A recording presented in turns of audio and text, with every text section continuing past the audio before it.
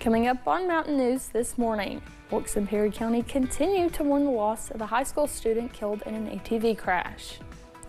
And we are learning when more information will be released in the police shooting death of Doug Harless. Dedicated to Eastern and Southern Kentucky, this is WYMT Mountain News This Morning. Welcome to Mountain News This Morning. I'm Neely Green here with you on this Tuesday, March 3rd. The time is now 6:28, and let's check in with meteorologist Megan Deswell for a look at your forecast this morning. Megan, we went outside, we looked, and we didn't find anything. Yeah, and we couldn't even find the moon at all. Like it was just MIA. I think it was behind the mountains. But yeah, even if you are to see the moon this morning, well, it might not be the best to view the total lunar eclipse because we're looking at a lot of dense cloud cover across the region. But for those folks on the Kentucky-Virginia border, it looks like you're having a little bit of a break from the clouds. So maybe head outside right now and check to see if you can see it this morning. Now we are going to continue to watch that rain chance just out to the west of us and move into a region. And by 8 o'clock, folks in Somerset and Monticello will start to see that slight chance for rain picking up, and that'll continue throughout the morning and midday. Temperatures in the 40s and 50s right now, but by the afternoon, a mixture of the mid to upper 60s, definitely very warm for today with high temperatures around that 4 o'clock, 5 o'clock time frame. And even overnight, we're not going to see those temperatures dipping too much, only the mid 50s as you're heading out the door on your Wednesday morning. Neely. Megan, thank you. In Perry County, police say they arrested a man regarding a shots fired incident. Deputies say they, along with state police, responded to that incident yesterday on George's Branch Road. After arriving on scene, police say the man had fired a weapon into the rear tire of an occupied vehicle, causing additional damage to the vehicle's bumper. Police say they arrested David Combs after making contact with him a short time later.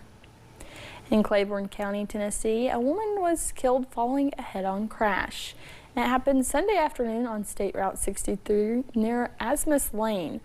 THP troopers say a Toyota Camry was heading in one direction when it went into the oncoming lane, crashing into a Honda Accord head-on. THP troopers say 2 people were in each car. They say Stacy Vicent, who was a passenger in the Toyota, died from injuries sustained in the crash. The extent of the injuries suffered by the other 3 people are not known. A 16-year-old girl is dead following an ATV crash that happened this weekend. Emmeline Clark was a student at Perry County Central High School. She was riding an ATV with another 16-year-old girl and 2 adult males. The ATV went over an embankment, killing Emmeline. Perry County Sheriff Joe Engel says the other 16-year-old girl was driving under the influence.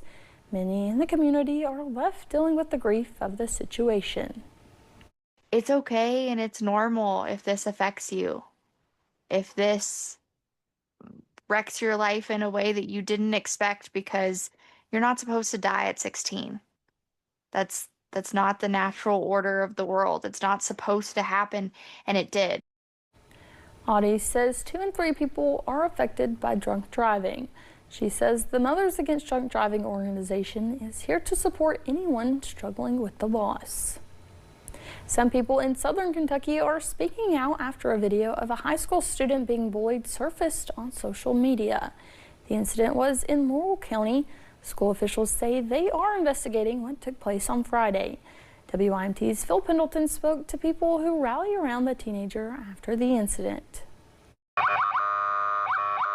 A police escort as a parade of trucks went to see a teenager and send a message. Amazing. Like, it was truly remarkable seeing all the trucks, all the people, the bikes, the burnouts, everything. Logan Johnson organized the rally after video surfaced Friday of a teenager allegedly bullied inside a restroom at North Laurel High School. He had $20 allowance that day, and he offered them the $20 bill to not be struck, and they turned down the $20 bill to strike him in his back.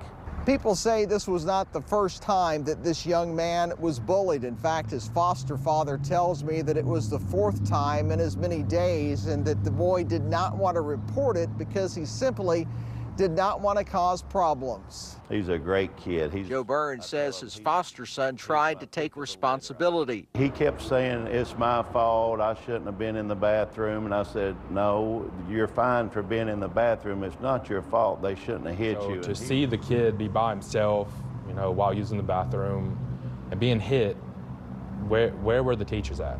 You know, where was his comfort at? It didn't happen. The comfort arrived Sunday when all of these people showed up, not just with support, but with gift cards to the teenagers' favorite places. We had raised $830-ish and 21 Taco Bell gift cards, so he was very excited. Johnson says they're working to plan other anti-bullying rallies and events for the future. In Laurel County, Phil Pendleton, WYMT Mountain News. Laurel County school officials say they are aware of the incident and that they are investigating it, but because of federal student privacy laws, other details cannot be shared. A Corbin man was sentenced to 60 years in prison for his role in a child sexual abuse material case. 60-year-old Jerry Dunn was convicted of 5 counts of production of child pornography and 1 count of possession of child pornography. According to testimony at trial in September 2022, Dunn engaged in the production of child pornography. Court documents state a search of Dunn's phone showed photos of Dunn sexually abusing a minor victim. 4 adults were arrested after a fight at a Martin County school yesterday. The Martin County School Police Department posted to Facebook that it happened at Warfield Elementary School. Police say a 5th person is also facing criminal charges. Officials say the school was on a soft lockdown to keep students and staff safe. The Facebook post states the situation was quickly contained and normal operations resumed shortly after. The reason for the altercation is unknown. We are learning more when more information will be released in the police shooting death of Doug Harless. During a London City Council meeting last night, Mayor Randall Weddle announced that Kentucky State Police will release all case documents by April 10th. The mayor says his request includes the search warrant that brought officers to the Harless home. This comes just weeks after a grand jury declined to indict anyone involved in the shooting. The mayor also called for a new subcommittee to review the entire case once those files are public. We truly, for the sake of the community, need 100% transparency and no politics involved. And, you know, I was talking with some others today, and I think that it would be best that we have a third-party review of this. Mayor Weddle says the subcommittee should include people appointed by himself and the city council. Yesterday marked the 14th anniversary of the deadly tornadoes that tore through the region on March 2nd, 2012. WYMT's Buddy Forbes spoke to some former officials in Magoffin County who say they will never forget the devastation of that day. In February 2012, Magoffin County officials discussed the potential of purchasing a tornado siren for the community. And in my naiveness, I pronounced that, well, if you can get anything that helps our community, I'm all for it, but we don't get tornadoes here. Former Judge Executive Doc Hardin says he never expected he would serve as that alarm when funnels found the Salyersville community on March 2nd, 2012. So what I did was I went out to see if there were people that we need to get out of harm's way. Went out, closed down several businesses, brought a couple of them over to my home. Hardin recalls sitting in his vehicle when the tornado rolled through town, hearing the sounds and seeing the darkness take over. I can tell you stories of how people survived. It was the grace of God. He says the town was blessed to not lose any of its people, though others were not so fortunate, since the tornadoes claimed the lives of more than 20 Kentuckians. If this tornado had come through in the middle of the night, body bags wouldn't have held them. We were fortunate it came through when it did. Hardin credits local meteorologists and caring neighbors for the lives saved that day, and former Salyersville Mayor Pete Shepard agrees. He says he was out of town when the storm hit, but he came back to a Salyersville that was unrecognizable. There's no words to explain it. It was just devastation. It was just like somebody took a big bowling ball and rolled it all the way through. Restaurant Row was decimated as the tornado destroyed homes, businesses, and churches in its wake. On the left side of the parkway coming up was just devastation everywhere. McDonald's. The health department was lucky, barely got our roof a little bit, but everything on the other side of this was just was leveled, and it was I've never seen nothing like it. You'd have to see it to believe it. The former officials say the strength of community is something the storm could never take away, and the town has worked to recover, repair, and rebuild. We got a tremendous outpouring of help from the state and out-of-state people. I mean, it was just amazing how just people showed up with a shovel or a backhoe or something says, we'll do whatever you can. But even after 14 years, they will always remember. Every time there's bad weather, we all worry. We all pull, we all check on our neighbors. In McGoffin County, Buddy Forbes, WYMT Mountain News. Since the tornadoes, many safety upgrades have taken place in the county.